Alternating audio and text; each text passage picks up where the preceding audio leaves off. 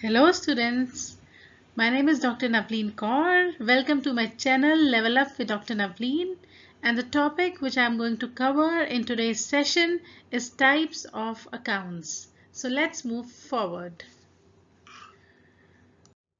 Now dear students, have a look at this particular diagram. Types of accounts. Accounts is classified into two types. The first is the personal accounts and the second is impersonal accounts. Impersonal accounts is further categorized into two categories, real accounts and nominal accounts.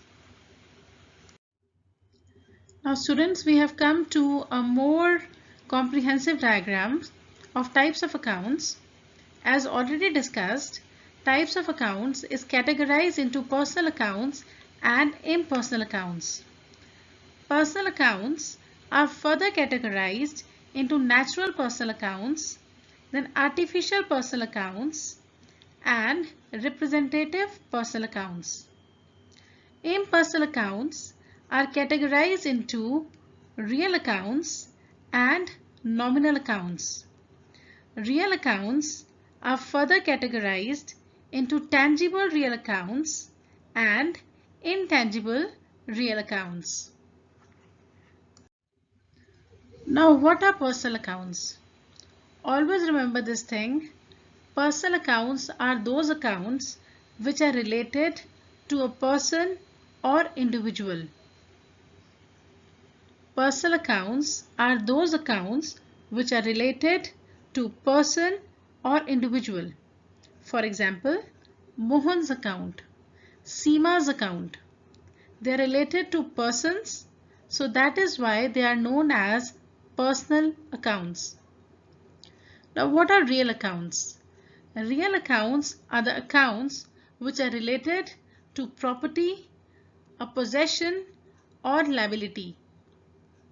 For example, machinery account. It is a real account. Cash account. It is a real account. The third category is nominal account. Nominal account is the account which is related to expenses or income. For example, salaries account, commission account. These are nominal accounts. Now dear students, we are going to do personal account in much more detail. Now transactions in a business, they are carried out with a living person, an institution or an artificial person. So personal account is related to individuals, firms, companies and even banks. A few examples of personal account include the debtors, the creditors, the banks, then outstanding or prepaid expenses, unearned or accrued income, capital account, drawings account, etc. A number of times students ask me this question that why drawings accounts is included under personal account. Now what are drawings? Drawings is the money or the goods which are withdrawn by the businessman from the business for personal use. So drawings account is always a businessman's account. For example, A's drawings account, B's drawings account. Since it is an account of a person, that is why drawings account comes under the category of personal account. Similarly, capital account. What is capital? Capital is the money which is invested in the business.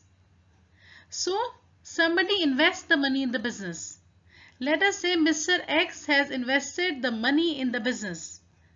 Since it is the account of Mr. X, that is why it falls under personal account category. Now why? Outstanding expenses, prepaid expenses, unearned income and accrued income, they fall under personal account.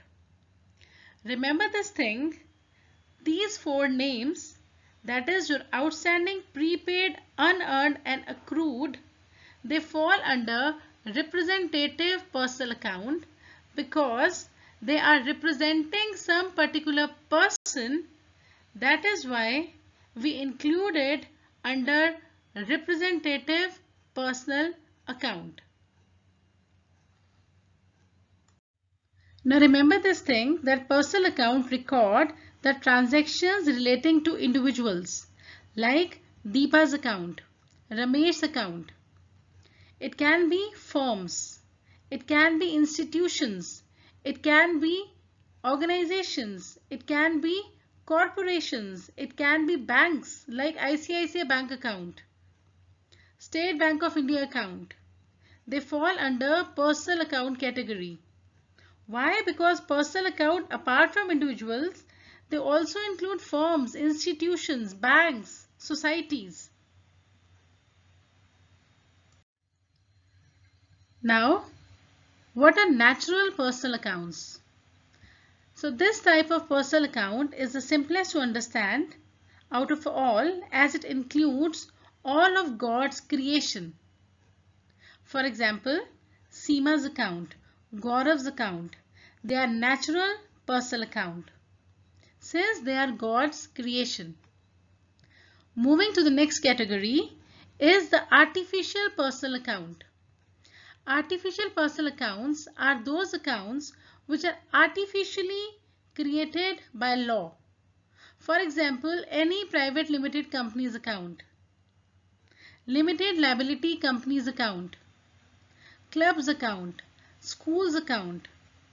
They are artificially created, so that is why they fall under artificial personal account category.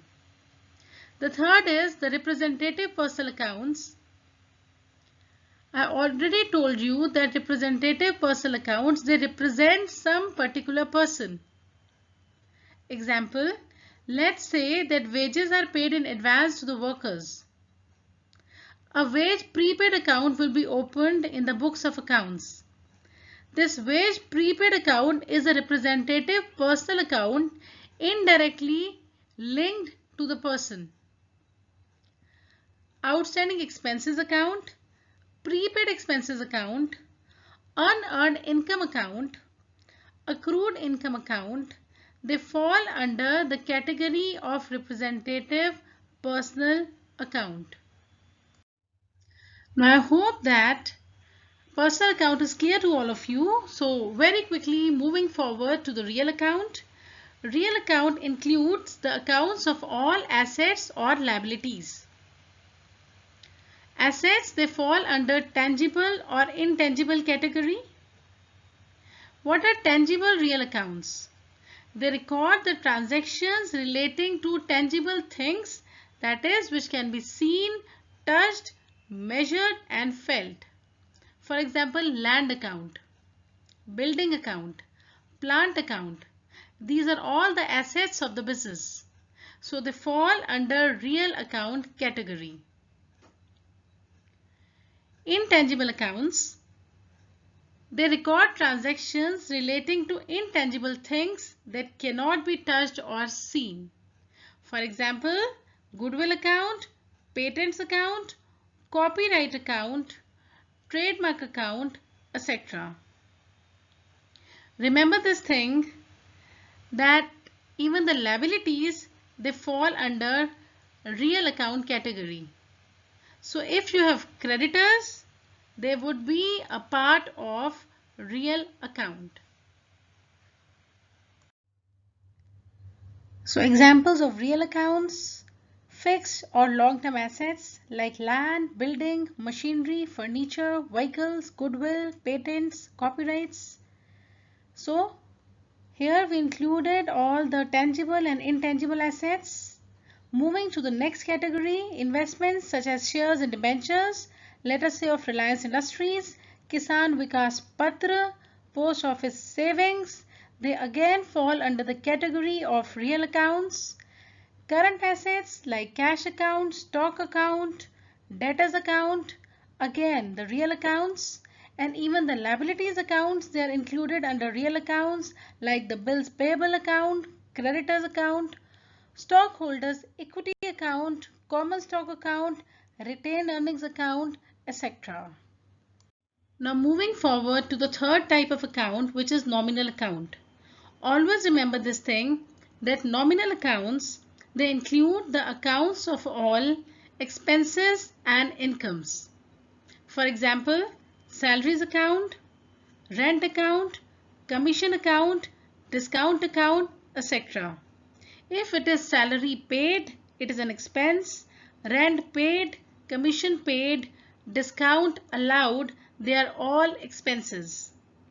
If it is salaries received, rent received, commission received, discount received, they fall under income category.